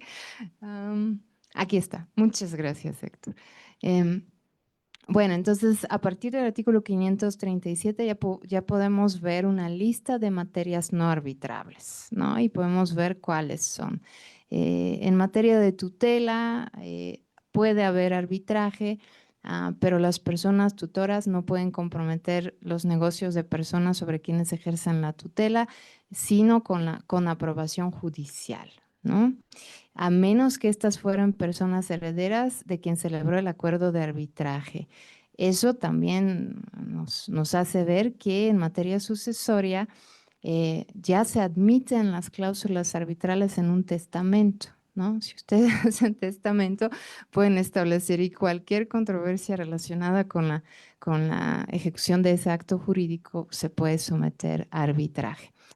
Bueno, después la siguiente, por favor, Adri. Pueden ver también justo en materia sucesoria algunas restricciones para la utilización del arbitraje, pero sí se permite arbitraje en materia sucesoria, en materia de concursos civiles y en el artículo 540 ya es la lista de las materias fuertemente no arbitrables, pero podemos ver que ya se van abriendo cada vez más, ¿no? El derecho de recibir alimentos. No se pueden comprometer en árbitros los siguientes negocios. El derecho de recibir alimentos, lo concerniente al régimen de convivencia, guarda y custodia y demás derechos de niñas, niños y adolescentes. Y aquí está los divorcios, pero excepto la separación de bienes y la liquidación y disolución de la sociedad conyugal y las demás diferencias de naturaleza pecuniaria. Entonces, podemos ver aquí que es posible arbitrar en materia de divorcios, todo aquello que tiene que ver con derechos patrimoniales o derechos de contenido económico. Son fuertemente inarbitrables, sin ninguna excepción, las acciones de nulidad del matrimonio, los concernientes al estado civil de las personas, y al final los demás en los que lo prohíba expresamente la ley. La siguiente, Adri, por favor. Entonces, de ese rápido análisis de derecho comparado de los criterios de arbitrabilidad hoy en día elegidos en los derechos de los países miembros de la OEA, podemos ver que claramente se puede organizar este tema en función de arbitrabilidad de controversias sobre derechos disponibles o renunciables y inarbitrabilidad de controversias sobre derechos indisponibles. ¿Cuáles son pues los derechos disponibles o renunciables? Derechos patrimoniales. ¿Y cuáles son los derechos indisponibles o irrenunciables? Pues los derechos extrapatrimoniales, pero también, y aquí es muy importante verlo, algunos derechos que en sí son patrimoniales, pero que son protegidos por el orden público del Estado, porque esos derechos patrimoniales los ejercen personas vulnerables desde la perspectiva jurídica que el derecho quiere proteger y que por ende no se les permite comprometer sus asuntos en arbitraje. Y también podemos ver que esa cuestión de irrenunciabilidad de derechos también tiene que ver con un concepto de orden público de interés social que aquí coincide un poco con el concepto de leyes de policía del derecho internacional privado. Son derechos de los cuales aquí sí el propio Estado no permite disponer porque son cuestiones íntimamente relacionadas con el corazón soberano del Estado, ¿no? Sus prerrogativas de política pública. Bueno, entonces, como ejemplo de derechos extrapatrimoniales, por supuesto, los relativos al Estado y a la capacidad de las personas, y vimos que en todos los derechos internos no se permite el arbitraje en temas de nombre, matrimonio, edad para contraerlo, nulidad del matrimonio, concubinato, divorcio en sí como disolución del vínculo conyugal, adopción, filiación, reconocimiento de hijos, emancipación, tutela y alimentos. Ok, y aquí intervienen las cuestiones de orden público, de protección de partes vulnerables, y aquí también pueden ver que todas las materias no arbitrables de alguna forma tienen que ver con la protección de menores, incapaces mayores, trabajadores, consumidores, en materia de concursos mercantiles, en algunos asuntos societarios para proteger, por ejemplo, a un socio minoritario. Ok, y están los asuntos de orden público de interés social, como asuntos de seguridad interior, orden o seguridad militar, derechos humanos, salud, corrupción, medio ambiente, fiscal, penal, derechos humanos, ¿no? Que ya es el orden cuestiones íntimamente relacionadas con la soberanía estatal. La siguiente, por favor, Adri. Entonces espero haberlos convencido por lo menos de la necesidad de repensar el criterio de arbitrabilidad objetiva y vámonos rápidamente con la arbitrabilidad subjetiva y por qué es tan importante que se regule en la Convención de Panamá la participación de entes estatales o paraestatales. La siguiente, Adri, por favor. No hay reglas acerca de la arbitrabilidad subjetiva en la Convención de Panamá, tampoco las hay en la Convención de Nueva York y aquí otra vez podemos rescatar el artículo 2 de ese mismo acto de arbitraje uniforme de la Ojada que establece que los estados y otras entidades o empresas de estado o entidades locales también pueden ser partes en el arbitraje y no pueden invocar sus leyes internas para contestar la arbitrabilidad de la disputa, su capacidad de ser partes en el arbitraje o la validez del acuerdo arbitral, porque decíamos que la arbitrabilidad es una condición de validez del acuerdo arbitral. La siguiente, por favor, Adri.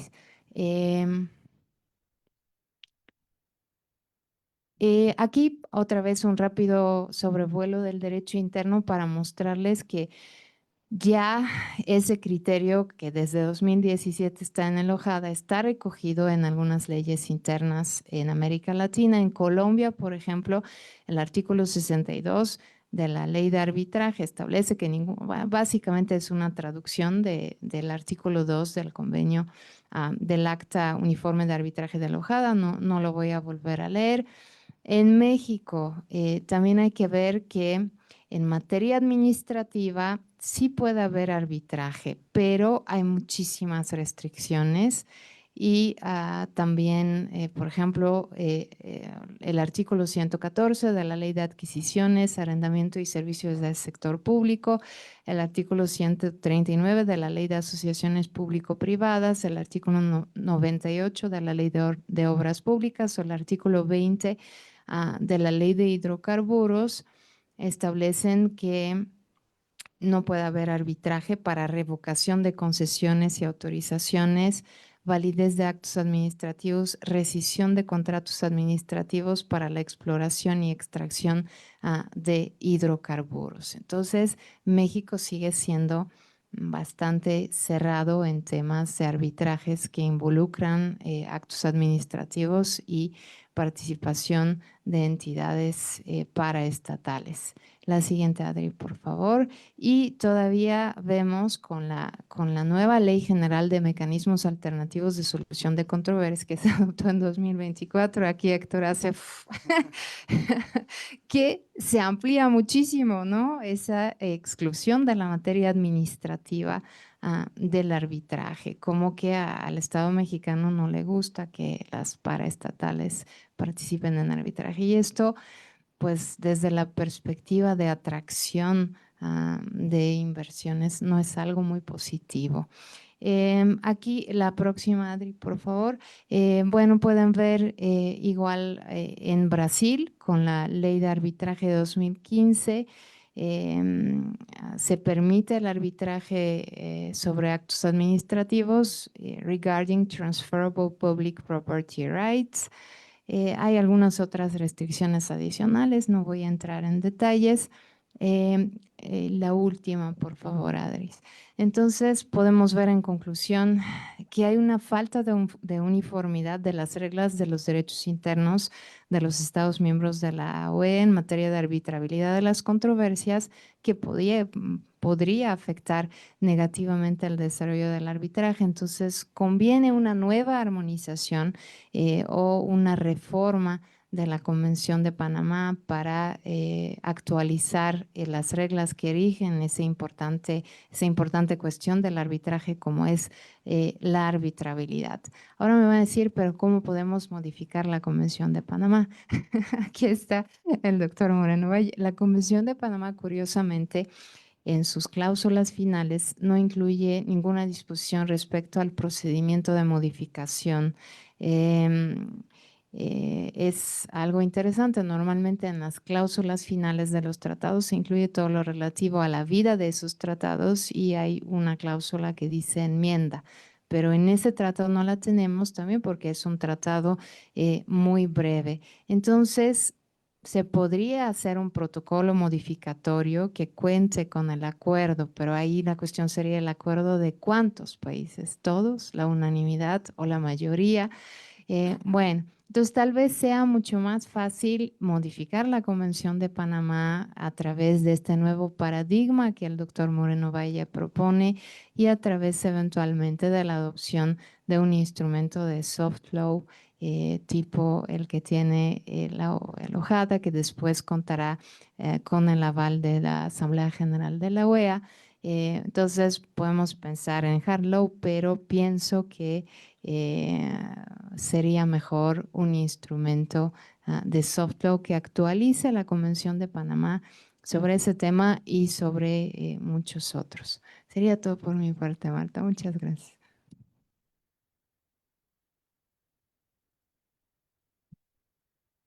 Al contrario, muchísimas gracias. Creo que el valor que hemos visto en este panel es toda la trayectoria que ha tenido el arbitraje desde sus inicios con esta convención y cómo vemos el escenario actual. Y justamente creo que para abrir el diálogo sobre muchos de los puntos que abordaron cada uno de nuestros expertos en este panel, me gustaría hacer o plantear algunas primeras preguntas justamente para detonar esa conversación en los minutos que nos quedan y hacerlo quizá un poquito más constructivo el seguir hablando sobre esta convención que sin duda es muy importante. Y justamente me gustaría retomar uno de los puntos que mencionaba el licenciado Héctor Flores en cuanto a ese riesgo en materia de arbitraje comercial internacional respecto a la sobreregulación. Y justamente pensando hacia este futuro de retomar los temas de derecho internacional privado en un foro regional como es la OEA, ¿qué podríamos esperar sobre ese balance delicado entre tratar de retomar esfuerzos quizá en materia de arbitraje comercial internacional, de qué forma, si valdría la pena, frente a la labor que ya lleva muchos años en curso en UNCITRAL en el grupo 2, en donde también hemos visto quizás ciertos desafíos en buscar en ese mismo foro global ese equilibrio por no sobreregular y seguir privilegiando ese criterio de flexibilidad que creo que es el eje toral del arbitraje, que creo que quizá insistir en una codificación puede ser contraproducente en cierto punto, entonces será interesante escucharlo. Y justamente siguiendo, y creo que para hacer una primera ronda general, con la maestra Silvia me gustaría retomar justamente muchos de los temas que mencionó, principalmente de esos actores que son los portavoces de la materia, como los centros de arbitraje, que justamente han hecho esa labor de acercamiento a un mecanismo tan importante como es este, y justamente bajo este cambio de paradigma y como mencionaba el doctor González de Cosío, en esa avalancha que quizás se vea de arbitrajes, ¿qué podemos esperar de esos centros de arbitraje? ¿Qué papel juegan?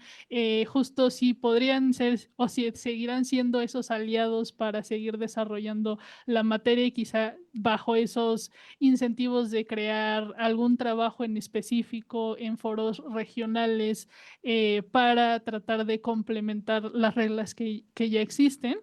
Y justamente también conectando con este punto, y creo que lo que es inevitable hablar es todo el contexto que se viene en cuanto a reforma judicial y arbitraje, y en ese punto me gustaría plantear al doctor González de Cosío. Justamente creo que uno de los puntos que bien tocó, y creo que sería los escenarios catastróficos de hacia dónde ir al arbitraje comercial, que son esas temores de malas prácticas, una quizá redefinición de lo que es el mecanismo.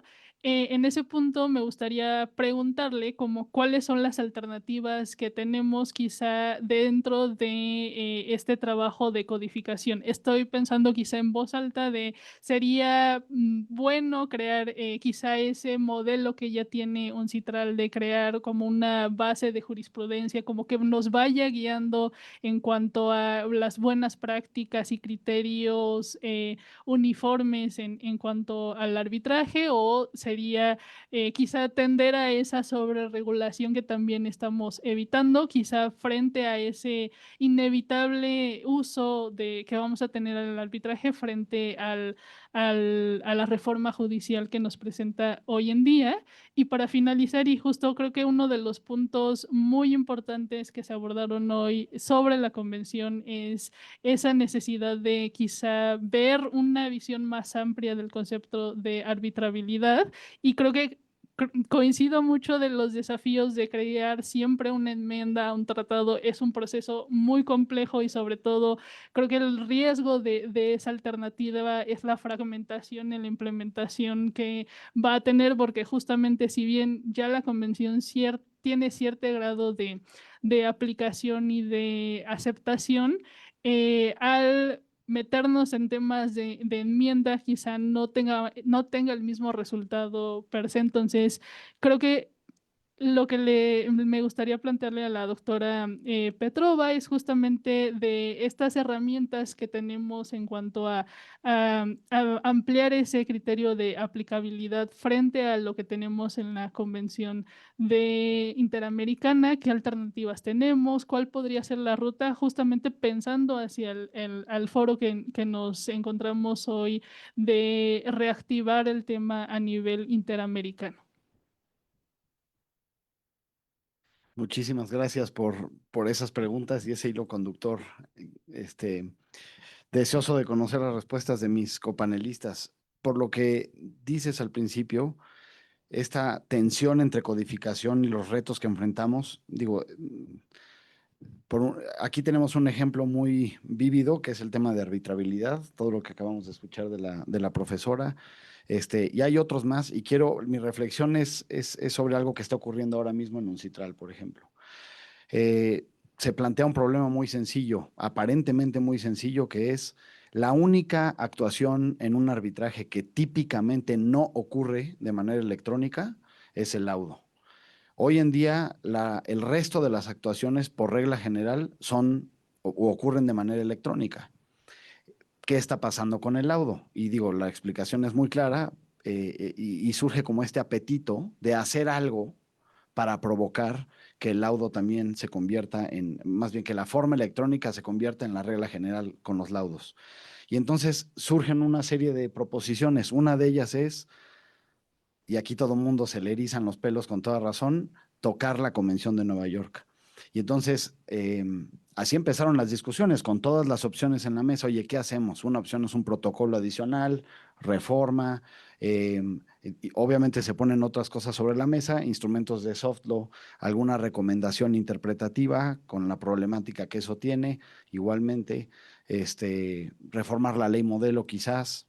En fin, y pongo este ejemplo porque a menudo en estas discusiones surgen ideas, y no digo que sean malas las ideas, a veces son muy sofisticadas, muy bien pensadas, pero también conforme llegan esas ideas, uno se da cuenta que vienen también las intervenciones que dicen, oye, pero ya viste que el artículo tal ya dice esta cosa, o te das cuenta cómo podríamos interpretar, es más, cómo se debería de interpretar la Convención de Nueva York, inclusive utilizando los principios y las normas de la Convención de Viena sobre el derecho de los tratados, hablar de la interpretación sistemática de la convención, qué es lo que quisieron decir los redactores en su momento, para tratar de hacer el punto de que la convención, por más que sea de los 50 y por más que hable de telex y de cartas y de telegramas, da suficiente para interpretarlo de tal manera que cobija hoy en día a los laudos en materia electrónica. O dicho de otra manera, que no porque un laudo esté en modo electrónico, tendría un problema de ejecutabilidad bajo la Convención de Nueva York. Y hago esa reflexión porque a menudo las soluciones ya están en los textos que tenemos. Entonces, yo una primera reflexión que tendría es, cada vez que nos proponemos considerar a ver si codificamos, a ver si sacamos un nuevo instrumento adicional, tiene que haber una reflexión muy exhaustiva, hasta yo diría como actos de contrición, como dudarnos de nosotros mismos y asegurarnos de qué es lo que ya hay allá afuera. Porque con la mejor de las intenciones se sacan más lineamientos y se sacan más convenciones y se sacan más, mencionas con todo tino el tema de la fragmentación. Y entonces se logra, realmente termina siendo más bien un despropósito y nos termina dejando en una situación de mucho más incertidumbre. La Convención de Panamá tiene 19 miembros, que no son pocos. La Convención de Nueva York tiene 172, ahorita lo estaba verificando. Hay 193 Estados miembros en Naciones Unidas, o sea, es prácticamente equivalente. Entonces, tocar ese tipo de instrumentos a la ligera es sumamente complicado. Y finalizo diciendo esto. En tema de la coyuntura, ¿qué estamos viviendo hoy en día? Y una mención rapidísimo de lo que dijo eh, Francisco, a mí me calan ese tipo de reflexiones y tú hablas al final de, está padrísima toda la afluencia de interés y abracemos el interés, pero ponías en una de tus láminas, encaucémoslo. Es natural que haya este interés en el arbitraje, es más, muchos lo llevamos pidiendo por décadas que esto siga creciendo porque tiene un enorme potencial.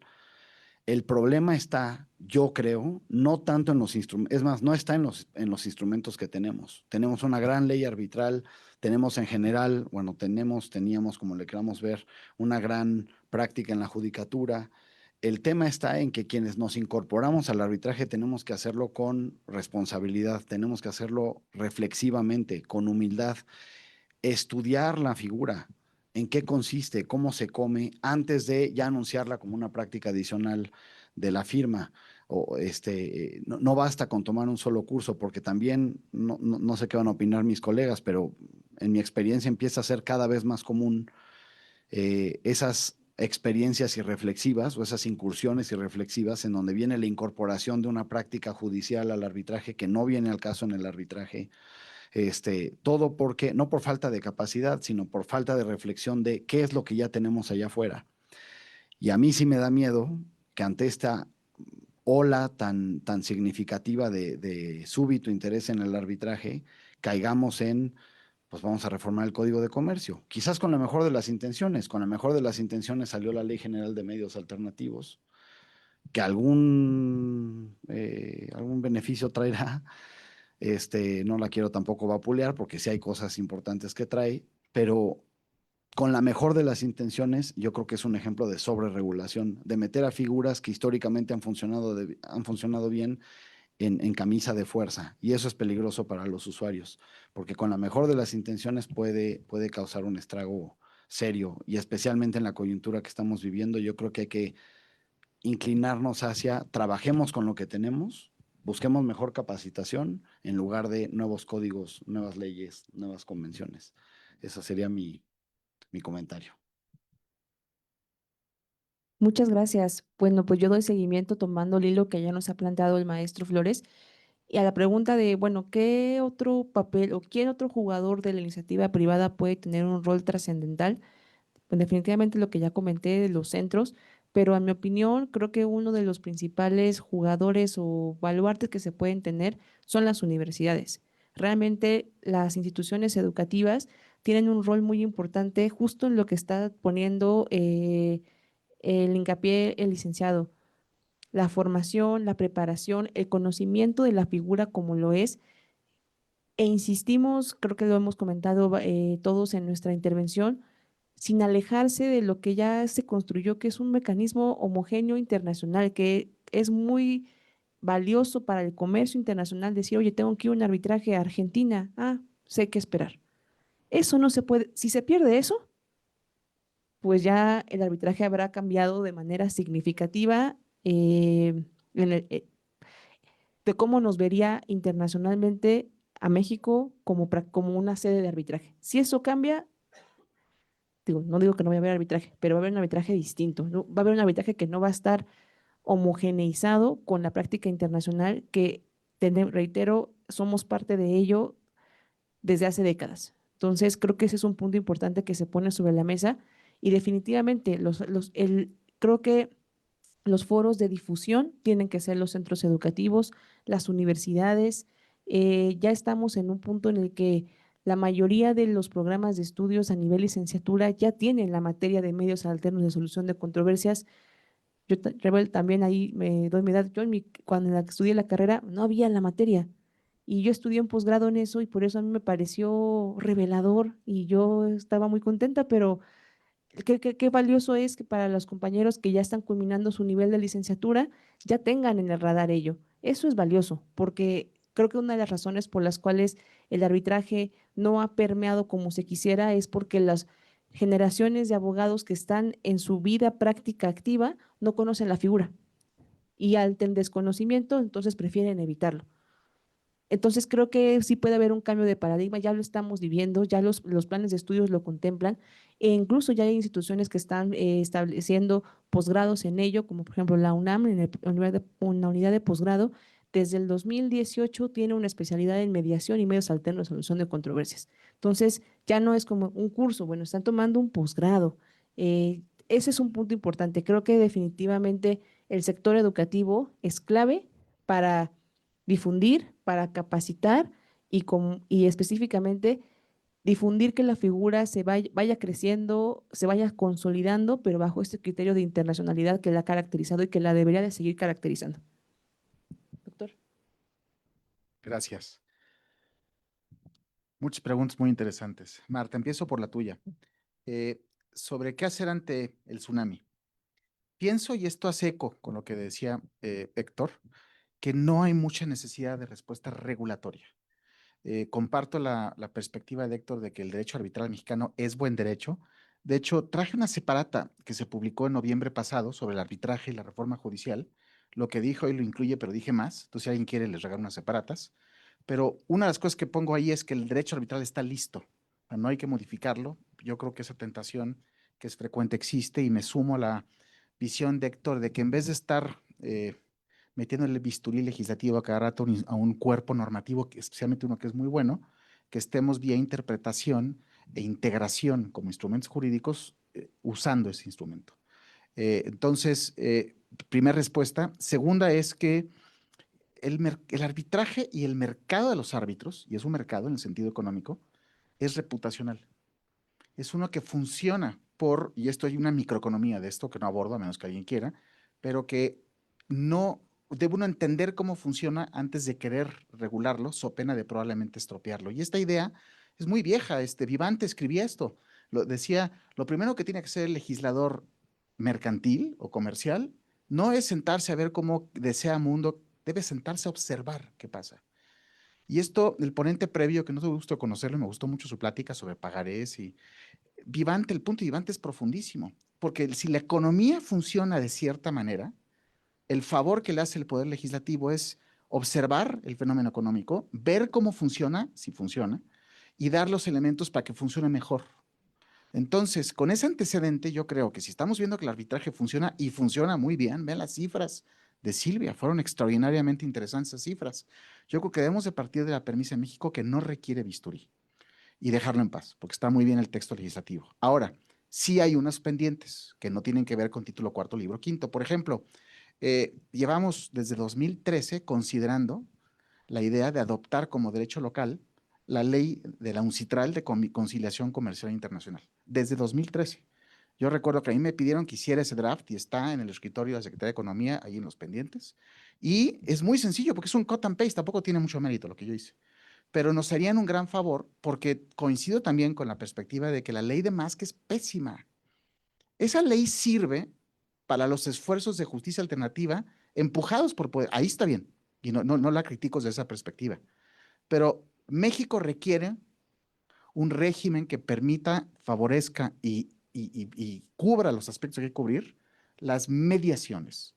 Y con lo que se está viviendo en el México de hoy, con la reforma judicial, va a haber mucho más mediación y conciliación. Y no hay un régimen, ocurre en el vacío. Anoche acabé una mediación, muy tarde. Nunca tocamos norma legal en México. ¿Por qué no existe? No existe régimen sobre eso. Entonces, propongo que hagamos dos cosas. Y cuando alguien se topa con alguien tan bien intencionado como Marta, hay que aprovechar. Uno, que se puje a adoptar la ley modelo de la UNCITRAL y que los asesore Héctor, porque es miembro de ese grupo, sobre cómo hacerla derecho local. Y van a ver que les va a decir, no la toquen, salvo prescripción y ejecutabilidad. Es lo único. Lo demás, cut and paste. Dos, que México adopte la ley el convenio de Singapur de ejecución mundial de transacciones derivadas de mediación. Yo creo que eso sí nos pueden hacer ese favor. Y creo que apoyaría mucho. Entre mis 5 minutos me he comido 2 y medio. Paso a los otros puntos que quiero compartir. Coincido con Héctor y me doy por interpelado sobre el tema de abrazar y encauzar. ¿Y a qué me refiero con eso? Lo que hasta recientemente, como el interés de arbitraje era un poco más excepcional y un poco más escaso, la paradigma que existía es que si no viene de dentro o si no cuenta con la aprobación de ciertos líderes de opinión en arbitraje, no deben fomentarse ciertas iniciativas. Eso es parte de lo que va a cambiar. Entonces ahí, mi querido amigo, difiero respetuosa, pero enfáticamente de ti, ya no podemos detener iniciativas. Se van a dar, se están dando. Les puedo decir 2 ahorita que están a punto de salir. Y lo que creo que hay que hacer es entenderlas, no las vamos a poder tener, no somos tan poderosos, no tenemos poder. Lo que podemos hacer es hacer esto, para que se entienda, esas personas que quieren su mecanismo, por ejemplo, una está en el Bajío, un grupo de empresarios que quieren su centro de arbitraje porque no sienten muy lejos a las instituciones arbitrales, ICC es muy cara y está en París y hay algunos errores conceptuales ahí, pero el punto es que su iniciativa es buena, es bien intencionada, ven con pavor lo que pasó con el Poder Judicial y quieren resolver sus problemas en base a principios. Entonces quieren crear su centro. Se hizo esto y están haciendo un vínculo con el campo en vez de crear una nueva institución. Si hemos hecho esto, lo hubieran creado y ahí estaría agarrando polvo o en fin, otras cosas. Entonces creo, a eso me refiero con que hay que abrazarlas, ya no es como antes que puedes decir, no, mira, si no viene por acá, tenemos que abrazarlas. La energía es demasiada y viene de todo el país. Yo creo que esto va a seguir pasando. Virginia, tu presentación fue extraordinaria. Además, yo te quiero confesar que me actualizaste en varias cosas y te quiero decir que te he enviado unos artículos que casan con tus ideas, las comparto. Vas a ver uno que se llama Arbitraje Familiar, que no nos conocíamos, pero pensamos igual. Quiero, porque es interesante las coincidencias, en este salón tuvimos hace como 10 años un debate y fue este salón. Wilfrido Castañón, magistrado civil, Werner Vega, maestro de esta escuela, gran abogado de obligaciones, de arbitraje, en fin, y de civil en general, que piensa que no puede haber arbitraje en materia sucesoria. Héctor Cárdenas, notario, Eduardo Magallón y yo, sobre si puede haber arbitraje sucesorio. Y el debate concluyó que sí. Y había voces que decían no puede existir. Entonces, tus ideas casan con ese esfuerzo y además, tengo aquí de testigo a Silvia, donde aquí está la cláusula arbitral en mi testamento. Y me dicen los notarios que le emitieron que es el primero en la historia de México. Entonces, ahí hay un ejemplito. Nada más que quien quiera hacerlo, cláusula modelo, sí se puede, creo en ello, y además cumple una finalidad muy inteligente, y es que le puedes dotar de un mensaje a tu sucesión. Yo le digo esto a mis alumnos de aquí. Porque actualmente los litigios sucesorios, y Eduardo Magallón sentado en esta mesa dijo, yo heredé de mi padre un litigio sucesorio que lleva 47 años. Son como Bleak House. Dickens tiene una novela que se llama Bleak House de cómo al único que benefició una sucesión muy acaudalada de una familia fue a los abogados. Tomó décadas resolverlo. Eso no puede ser. Entonces, y el arbitraje en un semestre lo tiene resuelto. Escoges a Héctor. o escoges a Virginia, o escoges a Silvia, en fin, dice, y se resuelve así. Entonces, yo creo que tus ideas son muy inteligentes. Bueno, Marta, yo creo que tengo un minuto, un minuto y medio. Am, Ahora, viendo cómo es la coyuntura internacional, cómo el orden mundial de la post-Segunda Guerra Mundial se encuentra en una profunda crisis, viendo a estados retomando su soberanía, regresando al ejercicio bruto del poder político, económico, a la coerción en su versión más de la post-Primera Guerra Mundial.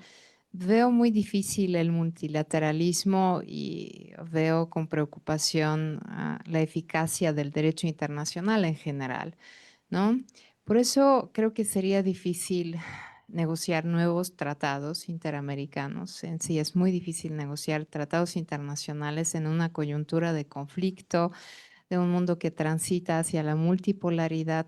En fin, estamos en una especie de movimiento de placas tectónicas en el ámbito de la política mundial que afectan negativamente la observancia y el futuro del derecho internacional, y no solo en América Latina. Entonces, definitivamente veo poco probable alguna modificación de la Convención de Panamá o de la Convención de Nueva York o de cualquier otro tratado multilateral en el escenario actual, y por eso yo le apostaría al soft law. El soft law tiene la gran ventaja de que en un futuro puede convertirse en punto de partida para el desarrollo de hard law, ¿no? Muchos tratados internacionales y también los de derecho internacional privado iniciaron incluso con propuestas académicas, con comités académicos, con think tanks, con la participación de la sociedad civil, todo lo que nos comentaba el doctor Moreno Valle. Y después, más adelante, se logra la adhesión de los estados a las normas propuestas, y esas pueden evolucionar hacia una costumbre internacional si hay práctica suficientemente coherente, o después un tratado puede cristalizar una norma ante soft law. Entonces, efectivamente, pienso que sería una vía más fácil esa cooperación más informal, menos vinculante y de menos delegación de soberanía a instancias internacionales, que es lo que ahora a los países les da miedo. Muchas gracias. No, al contrario, muchísimas gracias, y creo que por tiempos, creo que vamos un poquito atrasados, pero no me queda más que agradecer todas las reflexiones que nos plantearon en esta mesa. Sin duda, creo que el tema de arbitraje siempre da para millones de aristas y de puntos de vista que explorar. Entonces, creo que tener esta oportunidad de tener un panel muy de lujo, que abordemos un instrumento bajo un contexto tan importante como es los 50 años del inicio de este proceso de codificación a través de las IDIPS, parece fundamental que sigamos explorando qué herramientas tenemos para cuidar estas instituciones tan importantes como es el arbitraje. Entonces, no me queda más que agradecerles y pues dar por finalizado esta mesa. Muchísimas gracias.